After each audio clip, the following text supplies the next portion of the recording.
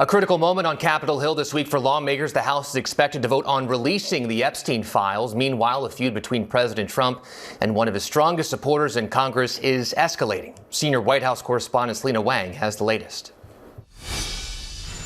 President Trump escalating his fight with Congresswoman Marjorie Taylor Greene as she pushes for the release of the Jeffrey Epstein files.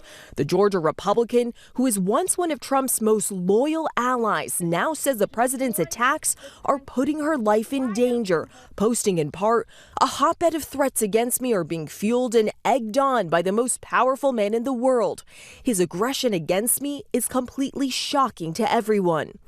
In a string of posts on social media over the weekend, the president writing, "I'm withdrawing my support and endorsement of Greene, claiming she betrayed the entire Republican Party, calling her a ranting lunatic and a traitor."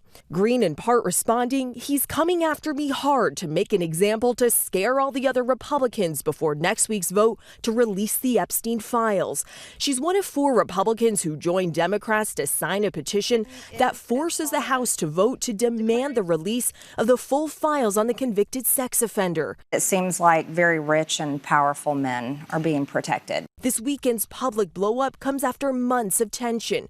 Greene recently criticized the president over his focus on foreign affairs rather than domestic issues, opposed his administration's bailout of Argentina's economy, and blasted Republican leadership during the government shutdown.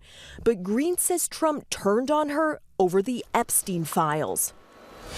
All right, Selena Wang joins us now, so let's stay on the Epstein files. What are we hearing from lawmakers in the White House ahead of this vote this week? Yeah, look, Speaker Johnson went to great lengths to try and postpone this vote, but now they have enough votes with that discharge petition to force them to hold this vote. So Speaker Johnson wants to just get this out of the way. That's why they're expected to hold this vote next week. He does not want this hanging over their heads into Thanksgiving. Now, President Trump, for his part, he's also been going to great lengths to try and stop this from happening. Ahead of that final vote to force this to happen, the White House had a meeting in the Situation Room with top Justice Department officials and White House officials with Congresswoman Lauren Boebert to try and convince her to remove her name from that petition. It did not work, but Perry, it shows just how far the White House is willing to go to try and make this go away. But this vote is expected to happen next week, and GOP co-sponsor of the bill, Thomas Massie, a Republican congressman, he expects there to be some major defections.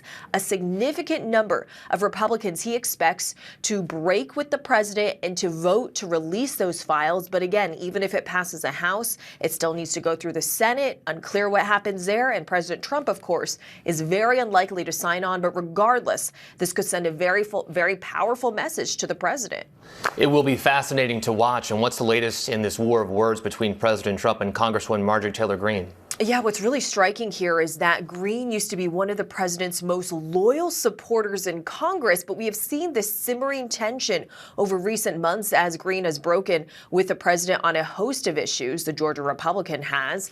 But she says it's the Epstein files that finally caused the president to turn on her. Take a listen to what she told CNN today.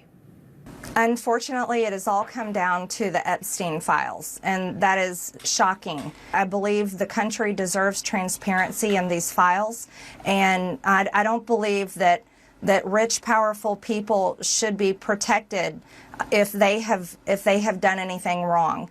And so I'm standing with the women, and I will continue to do my small part to get the files released. And Perry, this really public blow-up between Congresswoman Marjorie Taylor Greene and President Trump just really underscores how the Epstein files has divided the president's base. And that's what's going to be interesting to watch next week, is just how many Republican defectors are there, because this puts these lawmakers in a very uncomfortable position because many of their constituents have been demanding transparency after the president, his vice president, and some of his top officials for years had been stoking conspiracies, and the president had promised transparency on the campaign trail. But now that they're in office, they're refusing to release these files. So again, putting Republican lawmakers in a tough position. Do they go with where many of their constituents are, or do they risk breaking with the president? Selena Wang live in Washington. Selena, thank you.